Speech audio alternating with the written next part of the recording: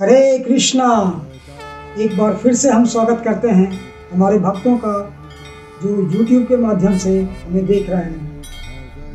भक्तों, हम आपको धन्यवाद देना चाहते हैं आपके प्रोत्साहन का, जो बार बार हमें कमेंट्स भेज रहे हैं, अच्छे अच्छे कमेंट्स भेज रहे हैं और हमें हमारा मनोबल बढ़ा रहे हैं। भक्तों, इस अध्याय में आज हम चर्चा करेंगे दिव्य ज्ञान योग के बारे में।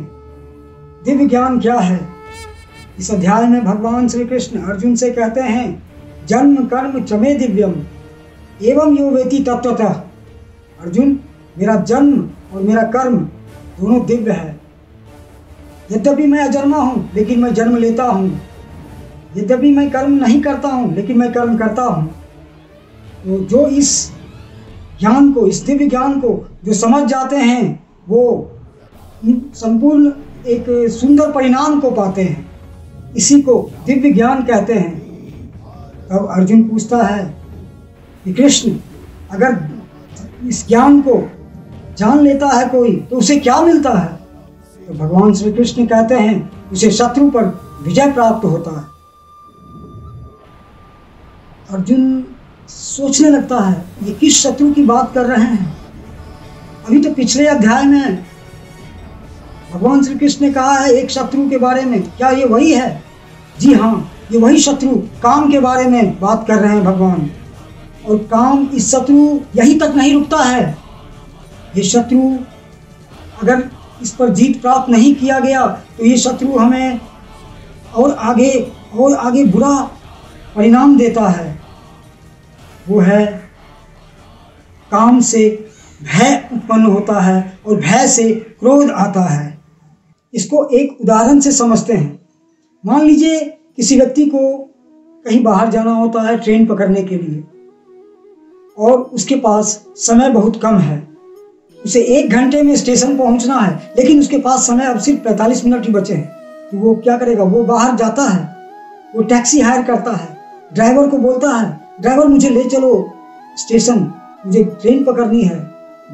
वो कार में बैठता है और अपने गंतव्य को स्टेशन की ओर जाने लगता है। ड्राइवर को बोलता है, ड्राइवर थोड़ा तेज चलो, मुझे जल्दी पहुंचना है। लेकिन ड्राइवर आराम से गाड़ी चलाते हुए जा रहा है। भक्तों, जब हमारी कोई इच्छा होती है और उस इच्छा की पूर्ति में बाधा उत्पन्न होती है तो हमें भय होने लगता है। ये सब देखे होंगे, आपके साथ भी होता होगा। तो वो व्यक्ति, ड्राइवर धीरे धीरे चल रहा था, व्यक्ति उसे बोल रहा है जल्दी चलो। अब उस व्यक्ति ने उस ड्राइवर को प्रलोभन दिया, बोला ड्राइवर मैं तुम्हें कुछ ज़्यादा पैसे दे दूंगा, तुम मुझे ले करके चलो, जल्दी पहुंचाओ। तो ड्राइवर तेजी से गाड़ी चलाने लगा। तेजी से चलाते चलाते एक ट्रैफिक सिग्नल आता है। ड्राइवर स्पीड में था, वो रेड सिग्नल क्रॉस कर जाता है। क्रॉस करने के बाद पुलिस उसे पकड़ लेती है। जहाँ पे 1 मिनट लगना था वहाँ पर आधा घंटा समय व्यतीत हुआ। इससे उस व्यक्ति को इतना क्रोध आया, उसने क्रोध से ड्राइवर को गाली देने लगा। तो तात्पर्य यह है बंधुओं कि अगर व्यक्ति काम पर जीत प्राप्त कर लेता है तो वो सिर्फ काम पर ही जीत प्राप्त नहीं करता है, वो भय पर भी जीत प्राप्त कर लेता है। अगर वो भय पर जीत प्राप्त कर लेता है तो वो सिर्फ भय पर ही जीत नहीं प्राप्त करता है, वो क्रोध पर भी जीत प्राप्त कर लेता है। यह बहुत ही इम्पोर्टेंट ज्ञान है बंधुओं। अगर हम इसे समझ लेते हैं और अपने जीवन में अप्लाई करते हैं तो निश्चय ही हमारा जीवन पूर्ण हो जाएगा। हम अपनी बुराइयों से ऊपर उठ पाएंगे और हमारा जीवन सफल बन जाएगा। तो अब इस अध्याय में 5 महत्वपूर्ण शिक्षाएं जो भगवान ने दी हैं उस पर हम चर्चा करते हैं। पहली शिक्षा है क्वालिटी ऑफ ए टीचर। एक शिक्षक को कैसा होना चाहिए? एक शिक्षक को अपने स्टूडेंट्स की भाषा को समझना चाहिए और उसी के भाषा में उत्तर देना चाहिए। भगवान श्री कृष्ण अर्जुन को समझाने के लिए वो एग्जाम्पल्स दे रहे हैं जो फाइटिंग से रिलेटेड है। अर्जुन एक फाइटर है और भगवान श्री कृष्ण उसे एक फाइटर्स का एग्जाम्पल्स दे रहे हैं। एक टीचर को बहुत ही रिलेटेबल, रेलेवेंट और प्रैक्टिकल एग्जाम्पल्स देने चाहिए। यही शिक्षा हमें इस अध्याय से लेनी है। दूसरी शिक्षा, एक्सेप्ट द वैरायटीज। हमें विविधता को स्वीकार करना चाहिए। जनरली हमारी टेंडेंसी है कि हम कुछ ही लोगों को अपने जीवन में स्वीकार करते हैं। भगवान श्री कृष्ण कहते हैं नहीं, we have to become broad minded. हमें अलग अलग लोगों को उनके नेचर के अनुसार एक्सेप्ट करना चाहिए। Everyone can grow, everyone can become a better person, यह हमें सीखना चाहिए इस अध्याय से।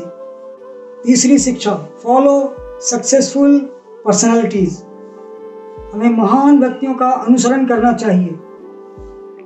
अगर आपको किसी भी फील्ड में सफलता प्राप्त करनी हो तो जो इस फील्ड में सफल हुए हैं उनका अनुसरण करना चाहिए। यदि आपको आध्यात्मिक मार्ग में सफलता प्राप्त करनी हो तो जो आध्यात्मिक मार्ग में सफल हुए हैं उनके पद चिन्हों पर चलना चाहिए। ये इसमें सफलता गारंटीड है। चौथी शिक्षा, ह्यूमिलिटी अट्रैक्ट्स ग्रैटिट्यूड। विनम्रता अनुग्रह को आकर्षित करती है।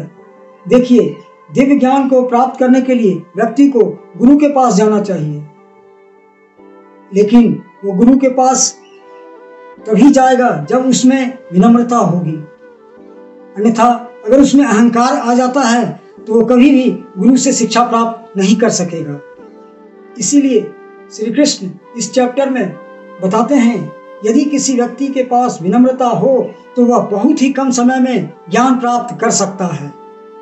पांचवी शिक्षा, डू इंट्रोस्पेक्शन। आत्म मंथन कीजिए। अगर हम आध्यात्मिक मार्ग पर चल रहे हैं तो हमें आत्म मंथन करना चाहिए। इसका अर्थ यह है कि हम चाहे कितने भी सिंसियर क्यों ना हो, हमें अपनी सिंसियरिटी पे डाउट करना चाहिए।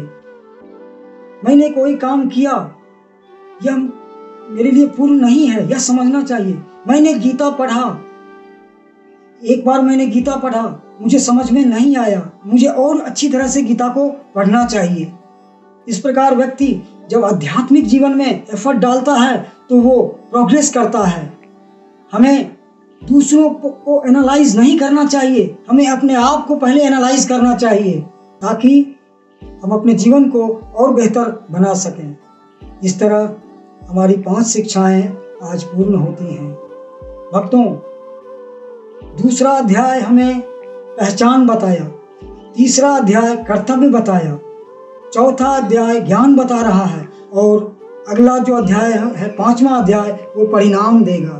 तो अगले अध्याय के लिए इंतज़ार कीजिए और यदि आपके कोई भी प्रश्न हो तो हमें हमारे कमेंट बॉक्स में अवश्य लिख भेजिए।